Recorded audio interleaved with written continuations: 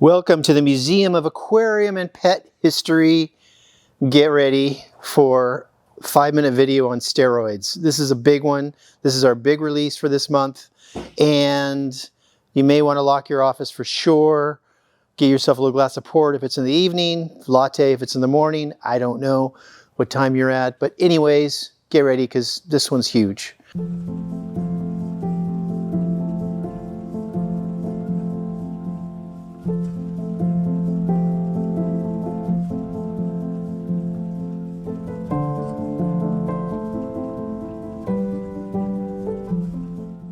All right, so this is a pallet opening. We have 3 pallets here, plus a lot of extra boxes. The majority of this is from David Smith. David Smith's an old friend of mine. We have been corresponding for probably 15 plus years about things like Fisk, Jewel Aquarium, Wardian cases, Marco pumps, you name it. He's a big-time fish hobbyist that collects a lot of the same stuff that I do. So any case, he one day contacted me and says, hey, I want to get rid of my collection. So it came to the museum and it is right here, most of it. Some of it was too heavy to bring, and that is over in the actual museum building right now. So without further ado, let's start opening these. Now, not everything is from David. Some of these are from other auctions across the country. So I know there's a few bird cages. Did you hear me, birdcage people? There is a few bird cages. So we will just get at it.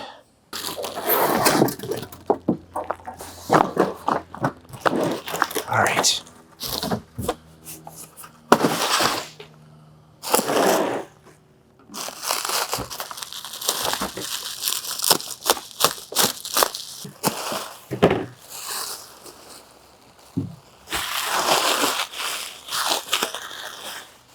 This is really interesting, and I'm not going to be able to open this cage up. We'll show you a picture at the end of the video. But this is mid-century modern, Hollywood Regency style. And what really got me about this cage was the plastic. The inside of the cage, or the outside of the cage here, right in the middle, is plastic. So you wonder how the cage is held together, and there's a center pole that actually combines the top and the bottom together at a specific height, and then you've got the plastic, very thin plastic on the outside, and it's got this bamboo leaves design, so it's got that very Chinese look to it. It would have been a hanging cage, so it would have hung with the little tassels on it. And again, Hollywood Regency, early 19 to mid 1950s. Really interesting cage. And it did not go for a lot of money. A lot of people were not interested in it, which surprised me because I thought it was really kind of a cool cage.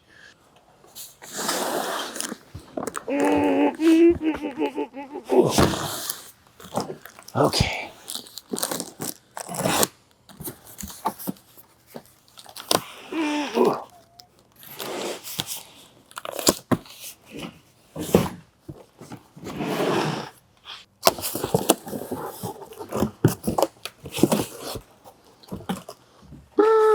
Okay.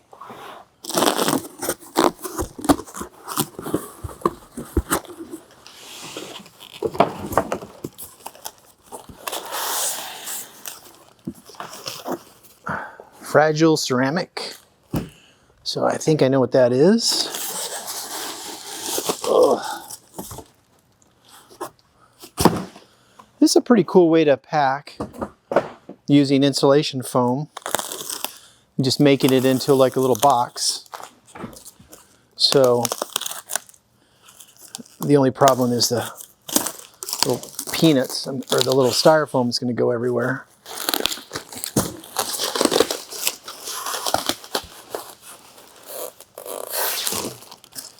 Of course they taped it to the bottom. Okay. When you've got glass, you know, I shouldn't complain because the more packing material, the better. So they've got, this is obviously glass, and they've got foam, and they've got large bubble wrap, and they've taped it everywhere.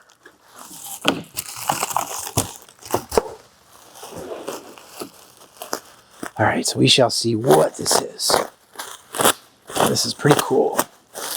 It's interesting, you know, my friend David Smith, when he sold his collection, the only thing he kept was the frog houses, the little German frog houses. I think he had a couple of them, and he just really liked those.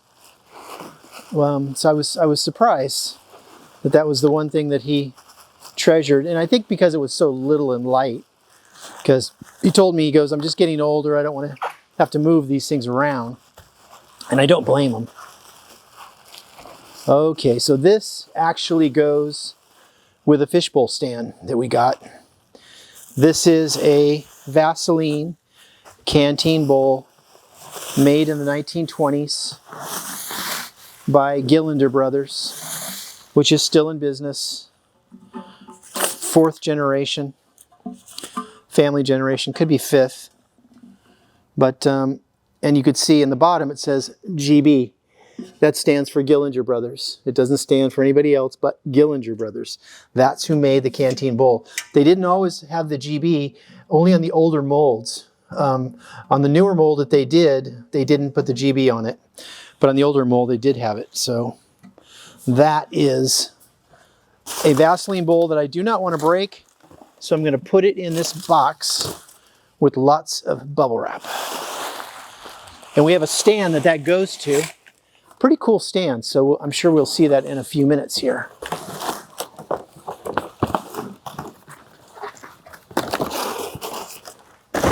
And if those of you that are new to join us, Vaseline bowls are also called uranium glass bowls because they have uranium in them. And it's no more uranium that you would get, or no more radiation that you would get if you walked out into the sunlight. But it does make the bowl glow. And there's actually a group that goes around to antique shops with a black light looking for uranium glass to buy because they like it so much. So it's very, very collectible. And probably the most expensive uranium glass is fish bowls, believe it or not. They are the rarest. And when most uranium glass, you can get uranium glass for $5 or $10 for some regular pieces. But when it comes to fish bowls, they just didn't exist. So this is really cool. This is a stylized seahorse, and this is an upright corner, is what it is. They made it out of aluminum. So they started using aluminum on fish tanks. Actually, Jewel, Hans Jensen, was one of the first people. And they started in the 1920s. And here's part of the front. And this has got a relief with salamanders, all kinds of other stuff in it. And Meredith will get a close-up picture of it later. But this is really cool. This, I can't remember where this came from, but this person had it and had always intended to put the tank together and then just gave up and decided to send it to me. And so he did. And this will go to Rick and to Leo. Rick will do any kind of metal fabrication that it needs.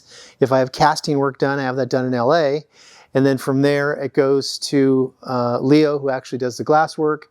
And then from there, it goes to Lynn, who actually does any kind of refinishing that it may need. Now again, when you restore things, less is more. You don't really want to over-restore anything. If you could leave it alone, that's great. But something like this, somebody painted this at one point in time, so it's just an ugly gray. So that's not how we want this to look. We want it to be a lot more beautiful. So we probably will either replate this or we will paint this. Not sure. But this is a spectacular, spectacular rare Art Deco aquarium. There's an even better relief, better paint job.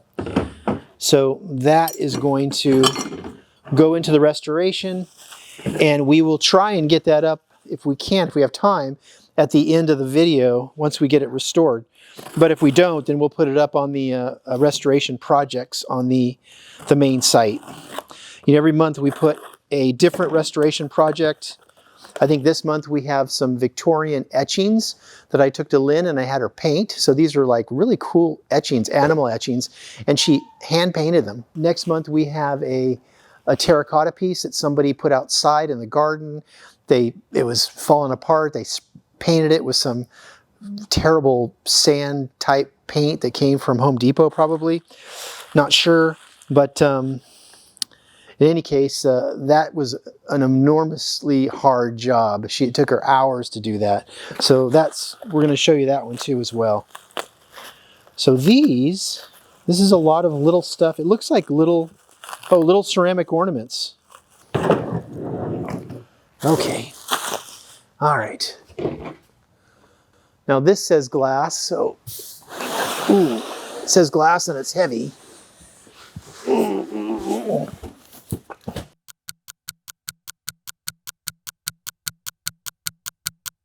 So I just want to tell you guys I'm doing some interviews later in the week that will come up later on the museum site. One of them is Magnolia Bird Farm. Mr. Miser, the owner, just turned 100 years old. 100 years old. Can you believe that?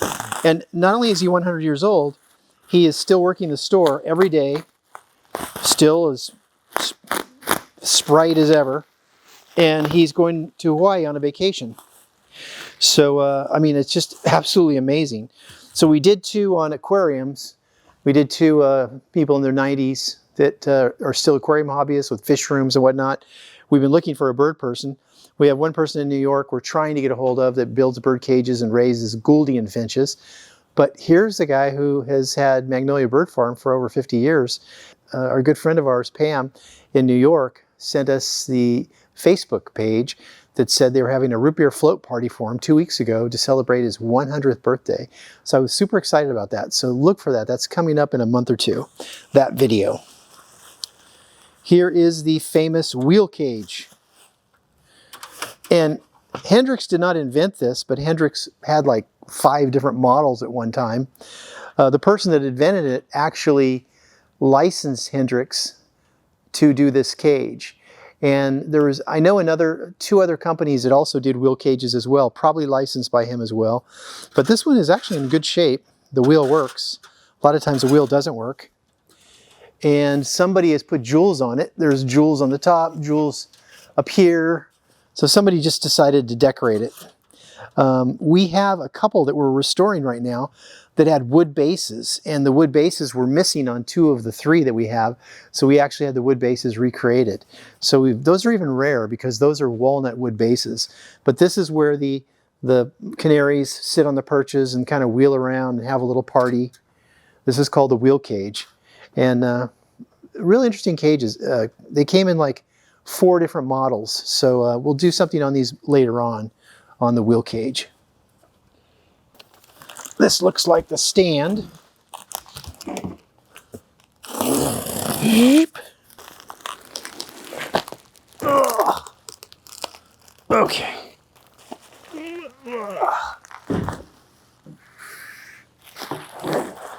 Have to perform a little surgery here. A lot of times, because these stands are iron and they're 100 years old, iron gets brittle. And if they don't pack them correctly and there's an impact, you'll get a break. Usually on the legs. You know, one of the legs will break off, that kind of thing. And you don't want to take, you know, super glue or something and glue it back, because that's not going to work. You're going to get really disappointed when the leg breaks again and you've got a $600 plus Vaseline fishbowl sitting on top of the stand that comes crashing down. So if you get one of these and the leg's broken, you need to take it to someone, a metalsmith, you know, somebody who specializes in metalwork that does cast iron. And make sure they've done cast iron before, you know, not just brass or copper or any of the other ones, but cast iron, because there's an art to doing cast iron. There really is. It's a very heavy metal. It's a very dirty metal. It has a lot of impurities in it. You have to do it at a certain temperature, and you have to cool it at a certain temperature after you weld it. So there's just a lot of little idiosyncrasies that have to deal with welding cast iron. So make sure you take it to a pro if you ever have like a leg break, which I've had plenty of on poor packing jobs, trust me. So this has 2 stylized dolphins here and here, has water lilies. You've got your rope, your twisted rope, and you've got lion's feet on the bottom. It's very heavy. Very, very heavy. And if you ever get one of these stands, if you're lucky enough to find one or inherit one from your family, providing they kept it, make sure, two things, make sure that you put felt dots on the bottom and on the front and back, because you don't want cold metal touching the bowl. So you get those felt dots. I like the felt because it's the thinnest. I don't like the rubber, it's too thick. But just use the felt, and you can use it all in the front, all in the back here, and all in the bottom. And then when you wash these, make sure if you ever wash them, put a towel in the sink and rest it on the towel. Let the towel get soaked. You know, don't try to wash this in a sink with no towel in it. Like I use a beach towel, because your fingers can slip, and then if this hits the bottom of the porcelain, it'll crack the bowl, and then you're in a world of trouble then. So these are spectacular. So there you go. This is a 1920s, late 1920s, probably 1928 fishbowl stand. There was one stand that was made in Europe, probably around in the 1910s, 1915s, but really the fishbowl stand was an American invention. These didn't occur in Europe. This was really in the United States. And it occurred during the Art Deco period. Probably the inspiration was when we went to the French, the first international French show for design and products that they actually kept the United States out of, but they let us visit, but we couldn't enter into the show. A lot of these companies, these art metal companies, went there and probably saw things that inspired them and came back with the inspiration for a fishbowl stand, because goldfish were so huge in the United States. Everybody loved goldfish back then. So this was meant to be a goldfish bowl. And remember, these people weren't aquarists, so even though, you know, the bowl's not tremendously huge, I mean, for one or two goldfish, it probably would be fine, or for guppies, that kind of thing. Tropical fish, remember, didn't really come into the United States until about 1915. That's when they started. There was a few tropical fish before then, like paradise fish, convict cichlids, not many, just a couple. But it was about 1915. I think Germany was a little earlier, about 1910. So anyways, this is a beautiful 1920s Vaseline fishbowl and stand. I'm going to take the bowl out now because I don't want to leave it in there.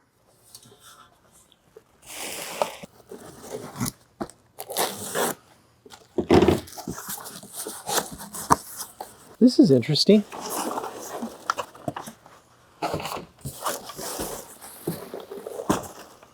All right, so this is obviously a bird cage. Oh, I know which one this is. This is so cool.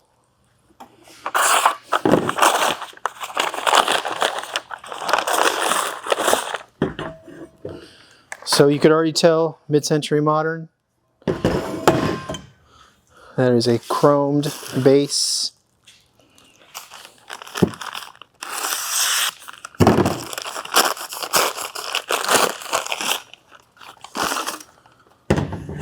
And I think we bought this from the original owner, who had it forever, ever and ever and ever. And I have never seen this. And really, when I saw it, I never heard of the company. This is an obscure little birdcage company from the US. And I would love to see some of their other cages. I think I saw one which looked more standard. This one was much more fun than the other ones that I saw.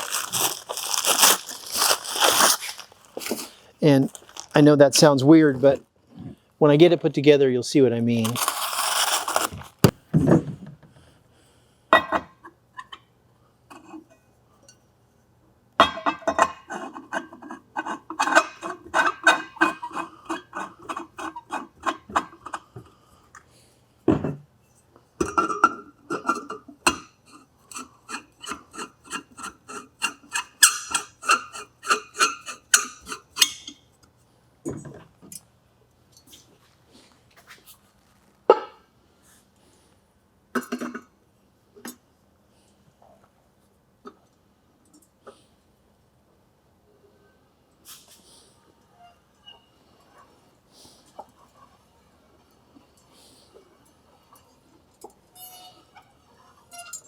This is a cage that belongs in one of the houses in Palm Springs, which are all like mid-century modern houses.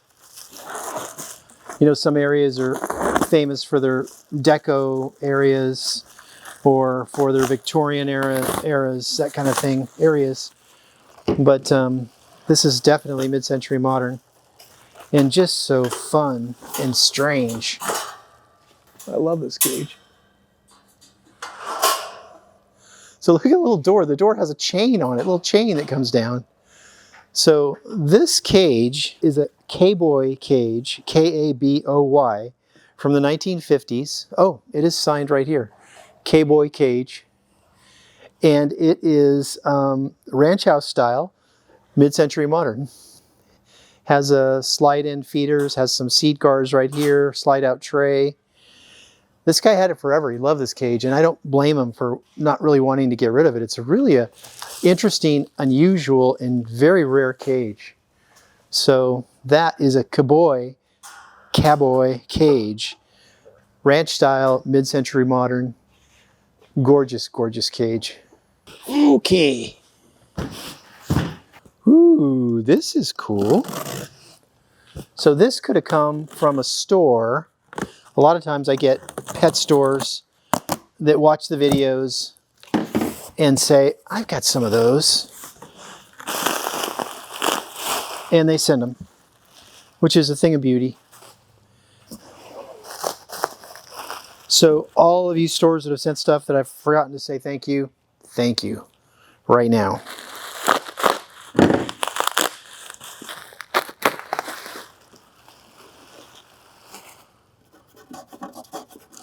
So this was a gift from a store, and it's an original habit trail. Well, I can't read that. 1991. Has a patent numbers on it as well. So I'm sure this is original habit trail. Comes with all the different pipes and stuff. So we will put this together and show you this. I was always wondering when I was going to get an original habit trail because they were so common in the 60s and 70s when they came out. And then when you look for them today, you can't find them. People must have just thrown them away. Okay.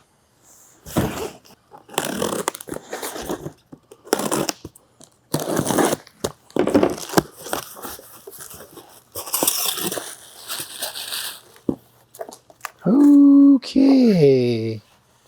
This is another interesting piece.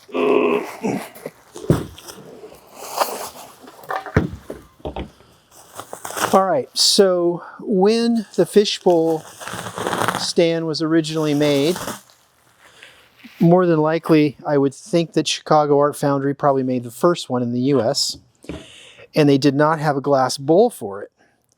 So they orchestrated this brass and brass top, cast brass top, brass or copper sides, maybe copper, little things here, and then glass inserted into the front and back.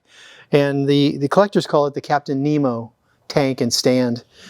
So it's pre the Gillender Brother fishbowl. So after they came out with this and decided how much work this was and how much it raised the price, they probably figured out, hey, there's got to be a glass company out there that can make a bowl for us. And it turned out to be Gillender Brothers that made the bowl.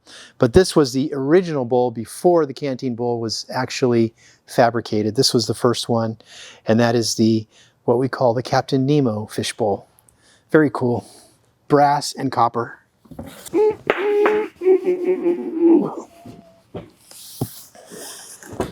So I'm glad I didn't walk today.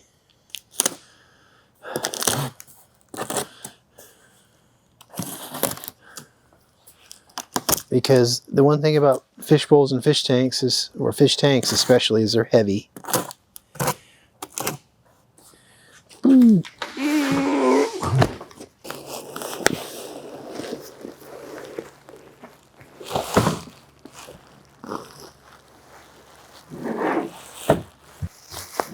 Oh, another thing we have coming up next year is some turtle stuff.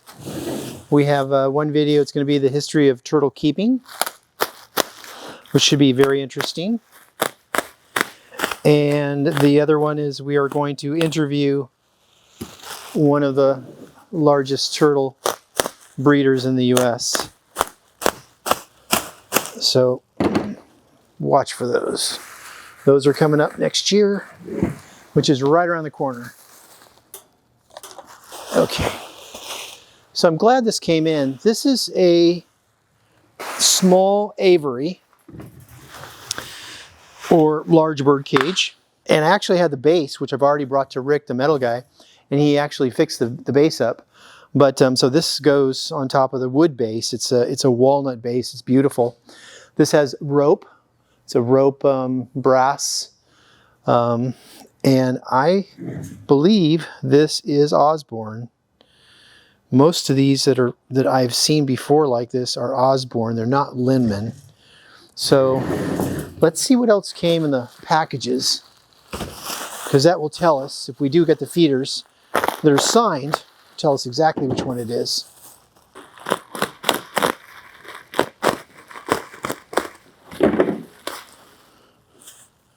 So I was right. This is an Osborne cage, and there's the top. And you just don't ever see these. It's so rare. But I'm not going to try and force that. I'll wait till Rick can have a look at it. But that is a really gorgeous cage. I'm super excited to have that one.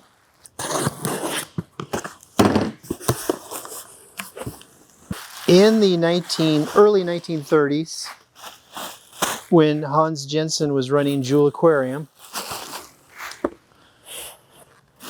they made some of these tanks custom, some of the rarer tanks. Not the more common aluminum or steel framed ones, but the ones that were cast to a design. This one that we call, the collectors call it the Chrysler tank because it looks like the Chrysler building. They made 300 of in the early 1930s, which was during the Depression era.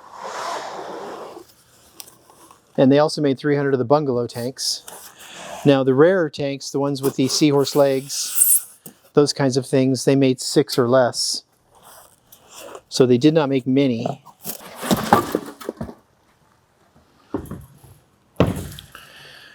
So they made this in a 4-gallon and an 8-gallon.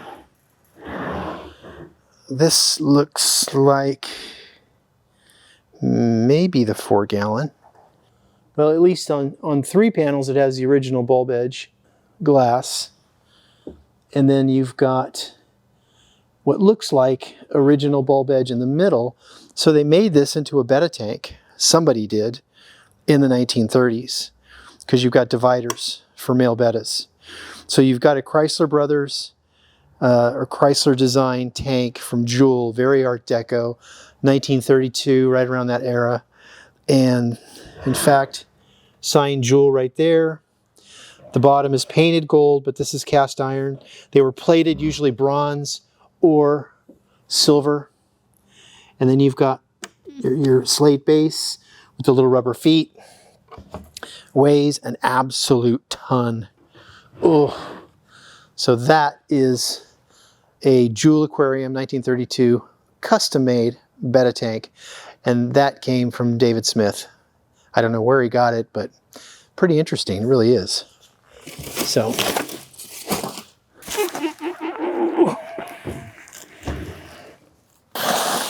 this is another Jewel Aquarium from David, and he says unusual sides.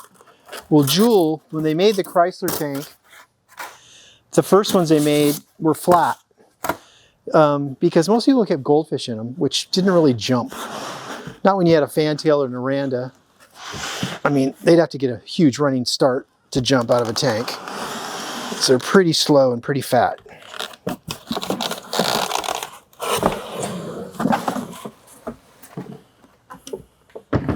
So this is silver plated. There's the Jewel. There's the slate bottom, beveled.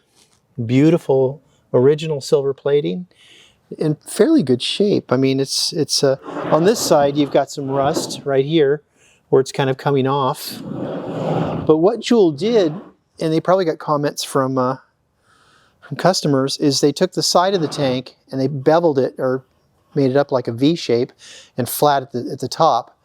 And they had two pieces of glass that went in the front and the back. In the very top rim, you put a thin light that they made. So you basically, that was how they made a top of the tank. See, these, they had no top.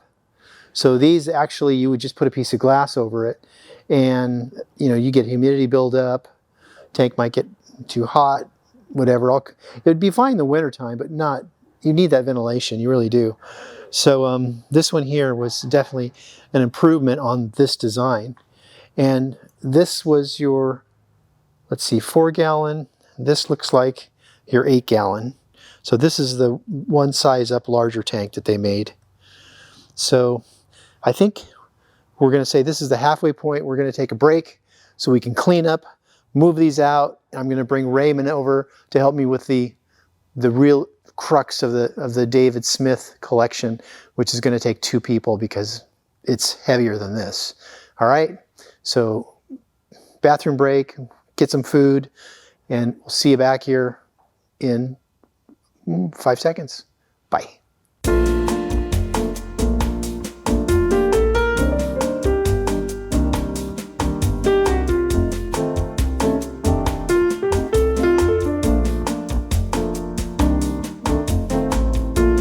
Welcome back to part 2 of the lifetime collection of David Smith pallet opening. I brought the muscle with me today, Raymond, my friend, and he's going to be helping me with the crates and some of the boxes and whatnot, so we can not turn this into a 3-hour video. So don't get scared, a lot of cool stuff. So let's go. Okay, all right. So there's some things that David had that I have never seen before. David was a big collector of Wardian cases, and he bought some modern day ones that were privately made. They were really quite interesting. But we had a lot of conversations about Wardian cases, like what makes a Wardian case. Besides the fact that they're generally made out of wood, they, in all cases, had a zinc base. And they used zinc in the base so they could put dirt, potting substrate, and water the plants inside. Really, the purpose of the Wardian case in the beginning was so that they can go on ships and bring plants back.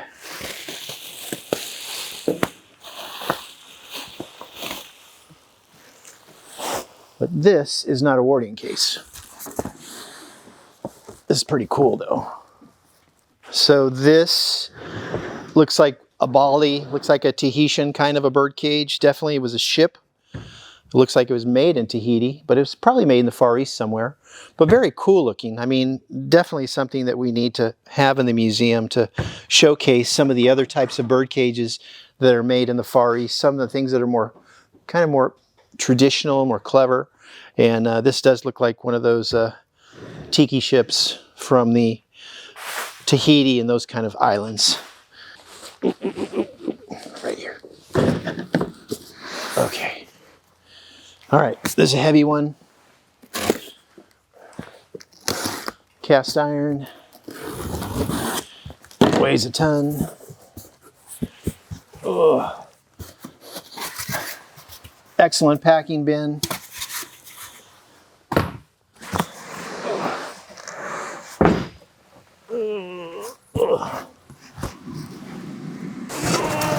There we go.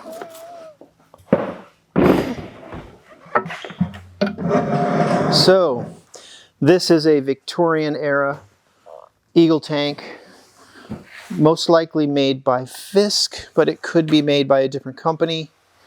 There was several hundred cast iron foundries back in the 1800s, the late 1800s. Most of the cast iron tanks, before they went to angle iron, were made like from 1865 to about 1910. So this one, I've seen this tank where they're so rusted that the grill is rusted off, and so you only have the top part. I've also seen these to where people in the old days put cement, concrete on the inside to make it waterproof. This has cast iron on the inside, So you could see that was typical. And the reason for that was when they heated the tanks back then, they put a kerosene lamp under it on the stand. The cast iron stand that these were made for actually had a spot for a kerosene lamp. And that would heat this metal, which would keep your goldfish from dying in the wintertime if your house got too cold. Or if you had some native fish that couldn't take the really cold weather, which most of them can, still it would not let your tank get down to an unreasonable temperature that would kill the fish. So this is very cool, very patriotic with the eagles on it. This has been completely restored. Excellent job that David did, David Smith. And I think there's little faces here. Below the rope, there's a little face in each corner, which I thought was really quite amusing. And the little pedestal here. So the face sits on top of the pedestal, then you go into the rope and a rope feature on the top. When you bought this tank, which probably was about $10 in the 1800s, which like in today's money, that would be, a few $100s, maybe $300 or $400. So it would be a lot of money. I mean, people back then, some of them made $3 or $4 a week. So this definitely was an aquarium that somebody with money would be able to afford, but not somebody without money.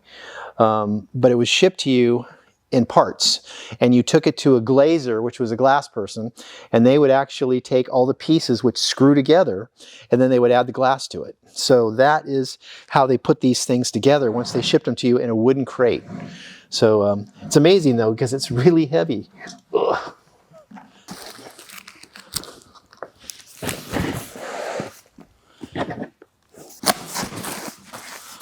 Okay.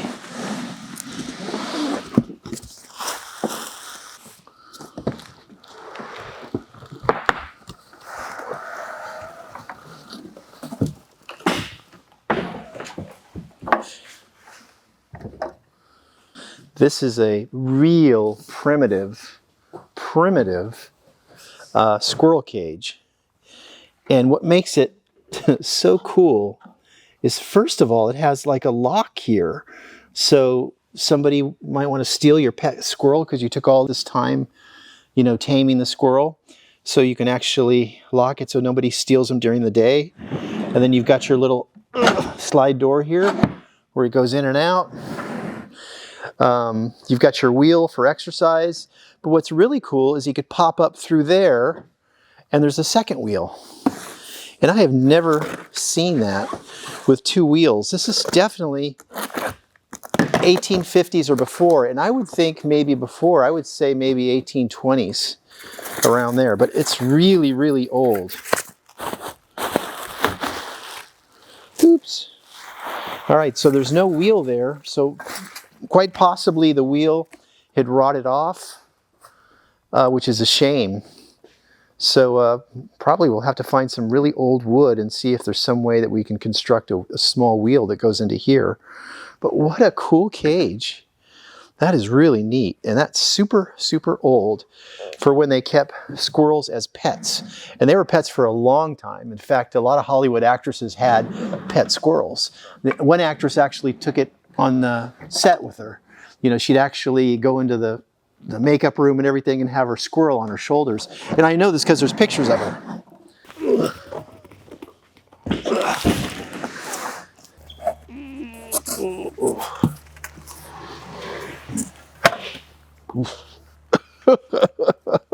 God.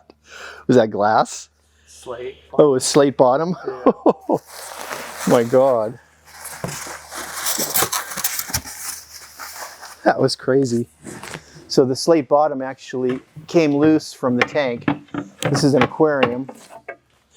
And there is the original slate bottom covered in dirt. I'm guessing this is 1920. Probably not much older than that though, because this is very arts and crafts during the anywhere from 1890 to 1930s, but I would say it could be 1890 to 1910. It's possible. Now look at this. So it's hand hammered. This is all, looks like copper, hand hammered all the way around. So this was probably a one-off. This was something that somebody made. And there's angle iron So I'm wondering if the copper is attached to the angle iron. It's quite possible. And then there's glass in here which is not sealed. So obviously the glass probably over the years broke out of this tank, and then somebody tried to put new glass in it, but they had no idea what to do with the bottom. In this case, the slate is so old and so dilapidated that I would refinish the bottom and I would put glass in there and then reseal it, and then this would be ready for fish. But what a cool tank. Very arts and crafts, and you just don't see many arts and crafts tank. And look at the labor that goes into it. You basically have to have a little die to make these diamonds here, and then you have to have a little punch to make all the holes that go here. So this was all done by hand. This wasn't done by a machine. It's pretty cool. I like this. All right. I'm gonna set this one on the floor. We'll set it down here. We have another slate bottom. Oh yeah, okay. Ugh. So you could see why I had to bring some muscle with me. No way I can carry these. There's some aquariums that take 4 or 5 people. Actually, we have a cement tank that took 6 people to move it. It's solid concrete. If any of you have any of the Ennis books, I think it's one of the first ones he did from 1915. And there's a picture of a cement aquarium in there, and that is, we have a tank very similar to that one. I don't know if it's the original one or not, but it looks just like it.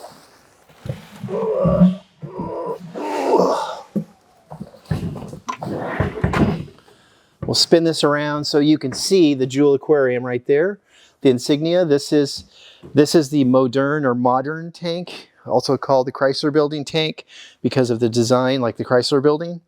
It's got bulb edge glass. It's got original 1920s bulb edge glass in it, 1920s, 1930s. Definitely been resealed. Beautiful job.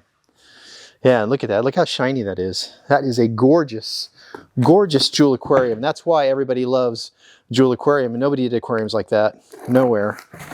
And just to give you a little bit of a surprise, we were contacted by the great-great-grandson of Hans Jensen of Jewel Aquarium, the founder and the original owner. And apparently his grandfather has all kinds of history on Jewel. And we're going to sit down with him in February and actually have a little interview about Jewel Aquarium. He's got all kinds of pictures and everything else that we actually put up in the video. And he's got, when Hans retired and actually gave it to his son for a while, the son ran it till he sold it. So it went through 3 owners. But he retired to Florida and he opened a fish farm. So we have the photo journal of that, of Hans Jensen and his fish farm in Florida. So it's really cool. It's so wonderful when people contact us and they're related to some of these heritage figures in the pet industry. It's just amazing to me. So anyways, that's a gorgeous jewel aquarium. They only made about 300 of this one. Some of the really rare ones, they made 6 or less, but this one they made about 300 of. And that came from Hans Jensen's son, who had a conversation with Sam from Play It Again Sam. He reproduced a jewel aquarium, and he had a conversation with the son who told him they made 6 or less of the really high-end ones, and they made 300 of this one and 300 of the bungalow tank. Okay, I think we're ready for the crate. Oh.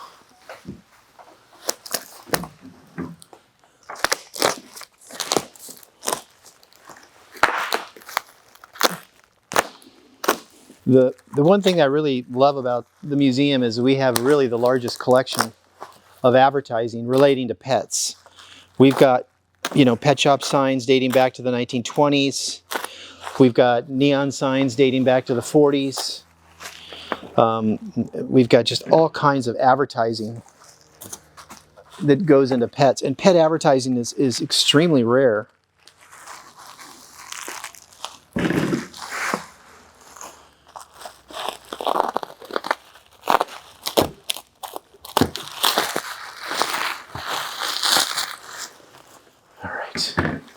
Will this slide out?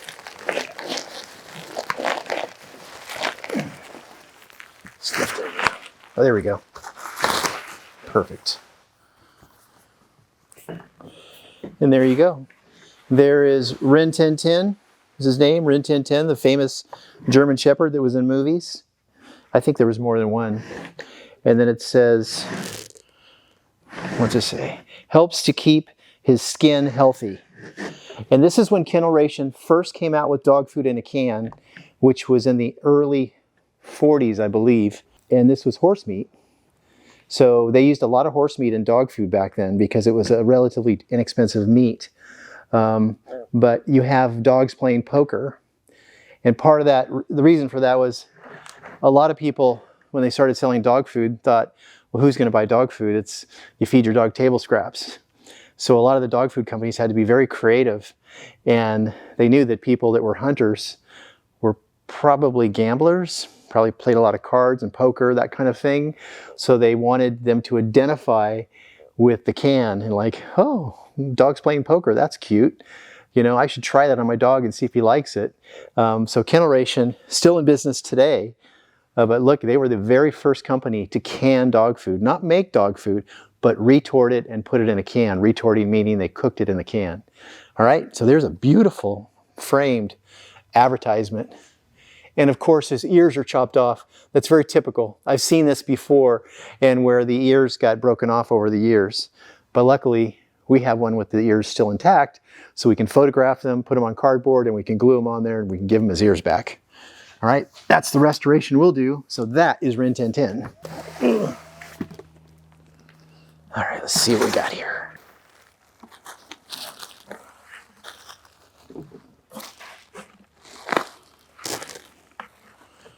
These are made probably by the same person who made some of the larger terrariums that David had sent to me. Amazing detail. This is like a little miniature terrarium made by Jose Gabriel Puyana. And he is on the internet. He still is making these today. God, it's got an amazing little door with a door handle.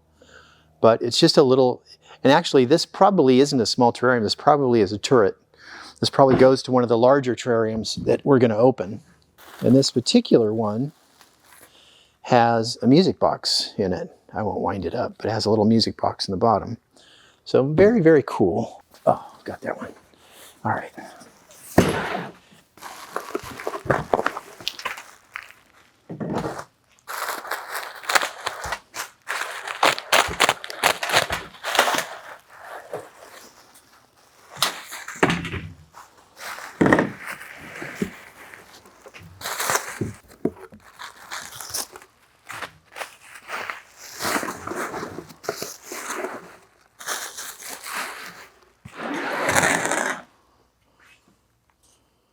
This is a Linman cage. They're typical. They had the star on them. It's got the little plate with his name on it. But see the squiggly wire? Definitely Victorian era when you've got the squiggly wire on it. This little highlight feature here is something that Victorian cages had. The brass tray that's been stamped with a nice little star pattern on it. And it's got the pecans, it's got the purchase. Might have pecans. And it's got a little tray that goes into the bottom. So, beautiful little cage. And if it had a little bit of polish on it, oh my God, that'd be striking. Okay.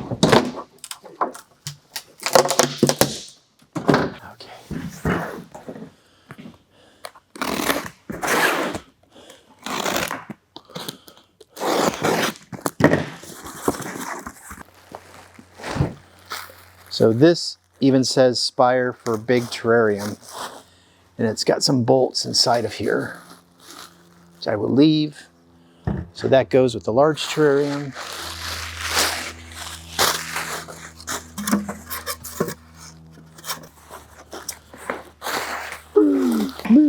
Oh. So when you have a Victorian aquarium, some of them on the stands have these, which fit into little slots, and these are plant holders. So a lot of times, like Victorian aquariums will have, if they're fountain aquariums that go outside, they'll have little cups that you can put either candles, or they'll have bigger flat things that you can put a pot with a plant in it. And these go for the bottom of the stand, and that's where you put a plant also in the bottom. So that is for a outside fountain aquarium.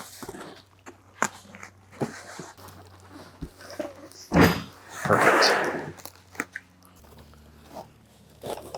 Ooh, all right. This is a small terrarium that was made again by Jose Gabriel Puyana. And this one has a little wooden door actually on it. Kind of cool. Has what looks like brass stairs. Definitely all stained glass with lead work. And it's got some coffee looking glass at the bottom, amber glass at the top. And then you've got a window. This is really cool. The window actually has a little brass piece where it'll stay open for ventilation. Not good if you want to keep a frog in here because the frog will just hop right out, but it is very, very cool. I mean, the guy's quite a master designer. I mean, he's totally a craftsman, a modern day craftsman, making true Wardian case style terrariums. So there's the small one. We'll open it right here. Okay.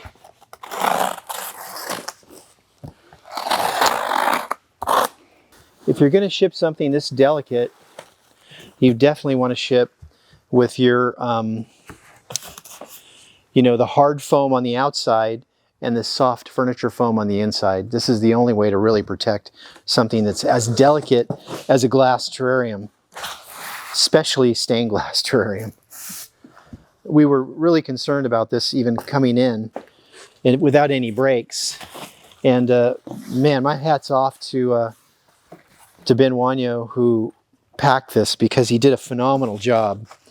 This is every bit as good as any professional packer.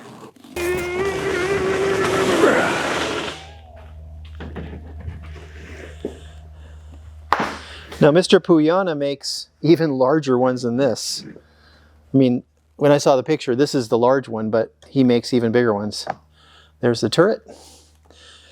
Pretty spectacular.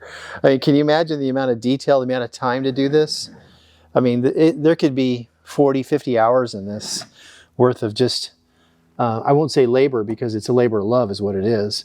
But look, it's got the little door with the door handle. It's got the little brass with the emblem on it. You've got amber, pink, and blue glass above it. You've got, again, your brass steps. You've got, that looks like a very dark amber glass. It's on the base. It's got glass in the bottom, so it actually is a functioning terrarium.